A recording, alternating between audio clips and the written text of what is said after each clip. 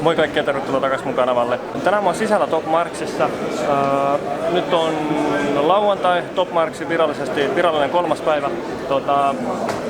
Ennen kuin aletaan katsoa mitä täällä on, niin mä haluan sanoa sen verran, että jos te olette seurannut mun Top Marks-videoita nyt YouTubesta, niin torstai ja perjantai oli tosi hiljaiset tuolla ulkona. Nyt äsken mä tulin tuolta kämpiltä, kävelin tänne, niin tuolla on ihan eri meininki. Eli jos edellinen ja sitä edellinen video on ollut vähän tylsiä, jos olette tottunut Top Marksia ja tiedätte mitä täällä pitäisi olla, niin tää lauantai on selkeästi semmonen, mitä tämän pitäisikin olla. Eli huomenna tulee tosiaan lauantailta video tuolta ulkoa, niin spottailuvideo tavallaan. Ja nyt tsekataan mitä täällä sisällä on ja sitten huomenna tulee tosiaan taas ulkoa video, mutta käydään katsomaan tosiaan mitä tässä on.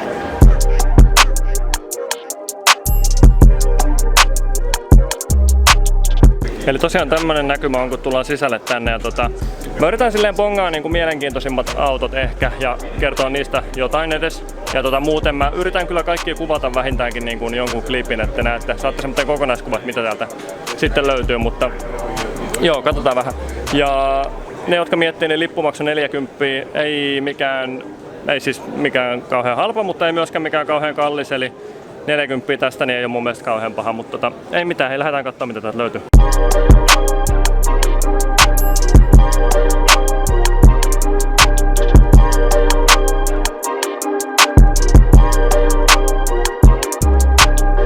Eli Top Marksissa on yleensä tosi paljon niinku uusia autovalmistajia, jotka tuo markkinoille autonsa tai on tuonut ehkä pari mallia maksimissaan.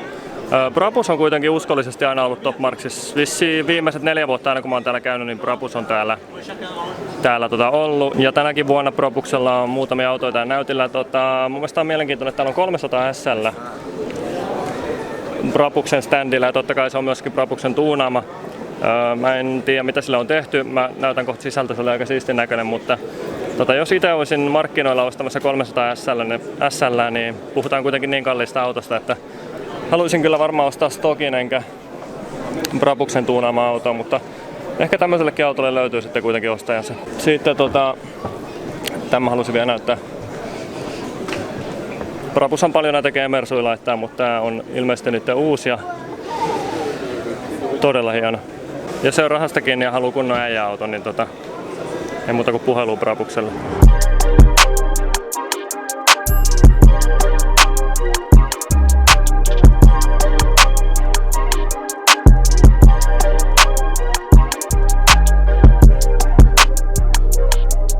Mulla ei mitään hajua mikä tää on, mutta siinä on 6 rengasta, se näyttää, että se tulisi jostain leffasta, mutta joo, tää on just tämmönen, ehkä kuvastaa kanssa aika hyvin, että mitä kaikkea Top Marksissa niinku on esillä. Täällä oli myöskin joku vuosi, oli muistaakseni lentävä auto ja niin edelleen. Et siitä kaikki saa hyvin sen käsityksen, että minkälaisia vekottimia täällä sitten on.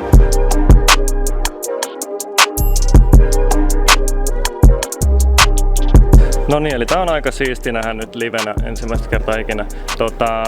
Ne, jotka on nyt superautomaailmaa seurannut tässä lähiaikoina, niin tietää, että Aston Martinin tai Red Bullilta julkaistiin jonkin aikaa sitten Valkyrie hyperauto. Ja mä en ole ihan varma, onko siitä tuotanto olisi aloitettu vielä, ainakaan auto ei luultavasti ole asiakkaille vielä toimitettu. Ja nyt kun mä tulin tänne, mä luulin aluksi, että tää oli se kyseinen auto, Valkyrie, mutta oli pakko vähän googlailla ja selvisi, että tuosta Valkyriesta on nyt sitten tehty jo joku tavallaan special-malli. Ja tää on nyt sitten se erikoisempi malli siitä.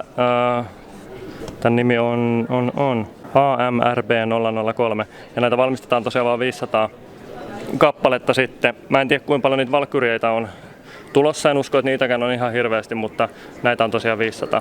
Ja tästä ei ole mitään statseja vielä ulkona käsittääkseni. Mitä mä äsken googlailin, niin siinä Valkyriassa, mikä on tästä sitten ehkä enemmän niin kuin se perusmalli, vaikka ei sekään kyllä millään tavalla perusauto, niin siinä on 1160 heppaa. Ja oletettavaa on, että tässä on sitten jotain erikoista tai jotain ehkä enemmän siihen perusvalkyrien nähden, mutta tosi hienon näköinen auto ja tosi erikoinen designi, mutta aika onnistunut kyllä. Ja hintalappu tulee luultavasti olemaan vähintään 7-numeroinen. Kuitenkin kun puhutaan näistä hyperautoista, niin ne on myöskin hyperkalliita.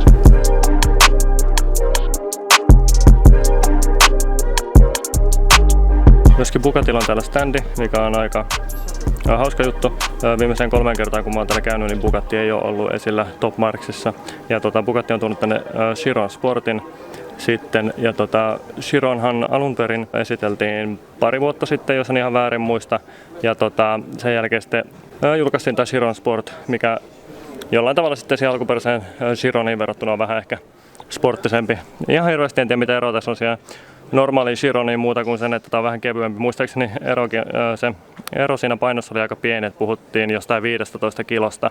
Ja tässä on esimerkiksi aika äärimmäisiä yksityiskohtiin menty, kun muun muassa jopa noi tuulilasin pyyhkijät on tehty hiilikuidusta painon säästämisen nimissä sitten, niin kuvastaa aika hyvin sitä, että mitä kaikkea näille autoille tehdään nykyään, että pystytään pitämään kilot mahdollisimman vähissä sitten, mutta joo, ihan siisti ilmestys ja Bugatti on tietysti aina hieno auto nähdä.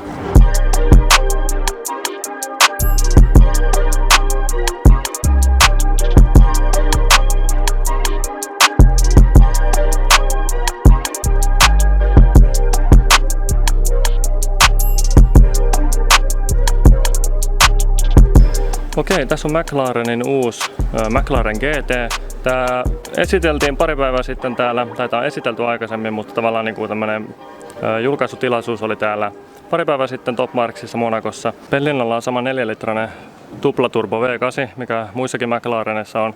Tässä autossa siitä otetaan irti 620 heppaa ja 630 newtonia vääntöä. 0-100 menee 3,2 sekunnissa ja 0-200 9 sekunnissa. Mitä tuohon auton muotoiluun tulee, niin tuo on tavallaan aika rauhallisen näköinen auto kuitenkin. Ehkä se GT sitten, koska on kuitenkin kyseessä GT-auto, niin myöskin se ulkonäkö on vähän tuollainen GT-automainen. Ja siinä se nyt tosiaan on sitten McLarenin uusin malli, McLaren GT.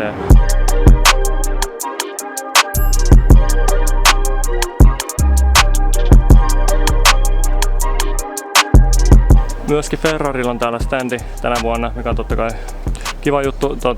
Ferrarin standilla kaikki tietysti kiinnittää heti huomioon tuohon, mutta katsotaan nopeasti. Siinä on Portofino, siitä on GTC4 Lusso Turbo. Tuolla on pista tuolla takana. Pistaa mä jaksa mennä nyt hirveästi kuvailemaan, koska me nähtiin ulkona jo 3 pistaa, niin ei enää sen jälkeen huvita kuvailla niitä sisällä. Mutta tuolla on ehkä Ferrari standin tämmönen highlight, eli LaFerrariin perustuva FXXK, eli pelkästään ratakäyttöön tarkoitettu hyperauto käytännössä. Ainoastaan 40 kappaletta maailmassa ja sanomattakin selvää, että ainoastaan niin kuin Ferrarin parhaille asiakkaille tarjotaan edes mahdollisuutta ostaa tämmöistä. Ja vaikka sä omistaisit tämän kyseisen auton, niin sä et voi pitää sitä sun omassa tallissa, etkä itse kuljetella sitä radalle, vaan Ferrari kutsuu sut ratapäiville, johon Ferrari sitten itse tuo sun oman auton.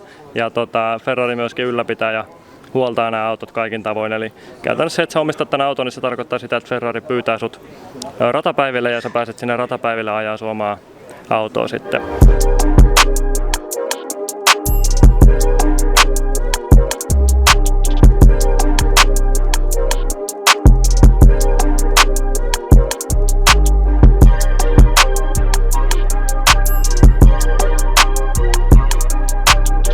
Tässä yksi uusista markkinoille tulijoista, italialainen autovalmistaja Puritalia, tehnyt tämmöisen hybridisuperauton, 965 heppaa ja 1250 newtonin vääntöä, eli aikamoiset teholukemat ainakin löytyy.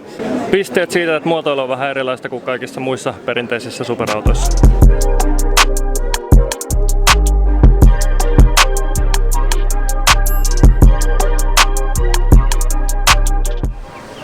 No niin, tämän vuoden tapahtuma on nyt nähty. Tänä vuonna siellä oli vähän enemmän näitä perinteisiä superautovalmistajia taas näytillä, jos lähtee vertaa viime vuosiin. Ja sitten puolestaan siellä oli vähän vähemmän näitä tämmöisiä uusia markkinoille tulijoita, mutta ei haittaa yhtään. Kiva, että on vähän vaihtelua, että se tapahtuma ei silleen toista itseänsä joka vuosi. Mutta tässä kohtaa ei muuta. Kommentoikaa taas alas, mitä mieltä olitte tästä videosta. Muistakaa laittaa peukku ylös. Muistakaa tilaa mun kanava, niin pysytään ajan tasalla, kun mä lataan uuden videon. Kiitos tosi paljon kun katsoitte ja nähdään taas ensi kerralla. Moi moi!